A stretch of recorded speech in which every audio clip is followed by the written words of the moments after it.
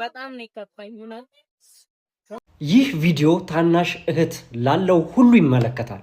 በጣም የምትወጃት ታናሽ እህት አለችሽ? አንተስ ብትሆን የምትወዳት የምትሳሳላት ታናሽ እህት አለችክ? ካለችሽ እንደው በመድኃኔዓለም ስም ይዣችኋለሁ። ይህንን ቪዲዮ እስከ መጨረሻው እዩልኝ። እኔ በጣም ከብዶኛል ዛሬ የመጣሁት ወደ እናንተ።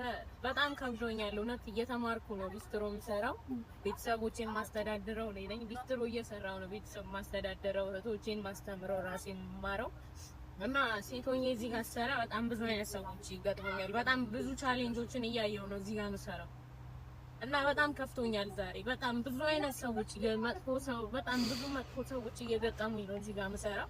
ሴት ሆኜ ምን ሰርቼ እየተማርኩና በጣም ከብዶኛል። አሁን ላይ ደግሞ ስራው ምንም አየሩ የለም። በቃ አየሩ በጣም ያስጠላል። አሁን ስራው አየሩ ምንም የለም። ለዛ በቃ ይሄንን ቪዲዮ ያስቀምጡላችሁ።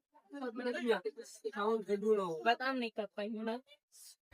እንግዲህ እንዳያችኋት ትምህርት ቤት በመሄጃ እድሜዋ ጎዳና ላይ ቁጭ ብላ ሊስትሮ በመስራት ራሷንም እያስተማረች ከዛም አልፎ አቅም የሌላቸውን ቤተሰቦቿን እህትና ወንድሞቿን የምታስተዳድር ብርቱና ጀግና ሴት። ነገር ግን በዚህ ጎዳና ላይ ቁጭ ብላ ይህንን ስራ በምትሰራበት ሰዓት በተደጋጋሚ የሴትነት ጥቃት እየደረሰባት እንደሆነና ከአቅሟን በላይ እንደሆነም ተናግራለች። ስለዚህም የኔንና የእናንተን የወንድሞቿን የእህቶቿን እገዛ ፈልጋ መጥታለች። ስለዚህ ለምን የ100 ብር ቻሌንጅ አንጀምርላት? ታናሽ እህት ያላችሁ እንደው በመድኃኔዓለም ስም ከስር በማስቀምጥላችሁ የንግድ ባንክ አካውንት በስሟ በተከፈተ 100 የኢትዮጵያ ብር በማስገባት እህታችንን እቺን ህፃን ልጅ ካለችበት ከጎዳና ላይ አንስተን ስራ ለምን አንቀይርላት?